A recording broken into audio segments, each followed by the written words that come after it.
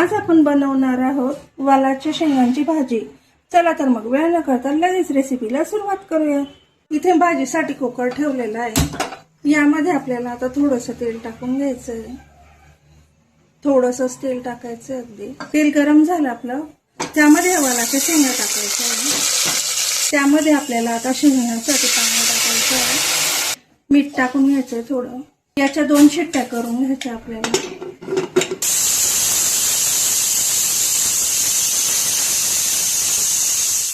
आधी मी शेंगदाणे भाजायला घेते। आता मिरच्या टाकायच्या भाजायला।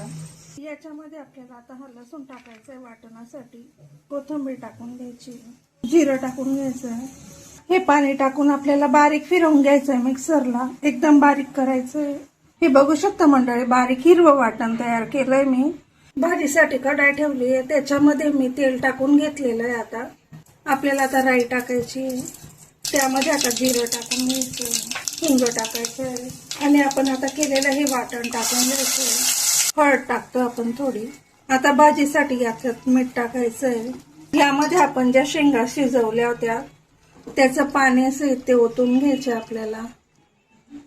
यामध्ये आपल्याला कोथिंबीर टाकून घ्यायची आहे।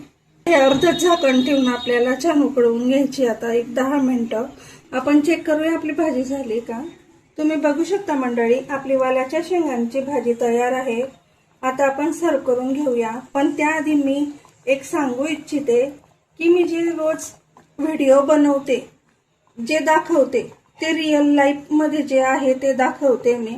त्याच्यात कोणताही मी व्हॉइस ओव्हर न करता जसं असेल मी तसं दाखवण्याचा तुम्हाला प्रयत्न करते। आणि मी रोज जे बनवते तेच मी दाखवते, दुसरं कोणताही हे न करता।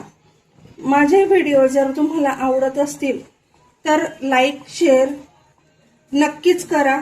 आणि माझा व्हिडिओ तुम्ही कोणत्या गावाहून बघताय हे कमेंट करून मला नक्कीच सांगा। धन्यवाद।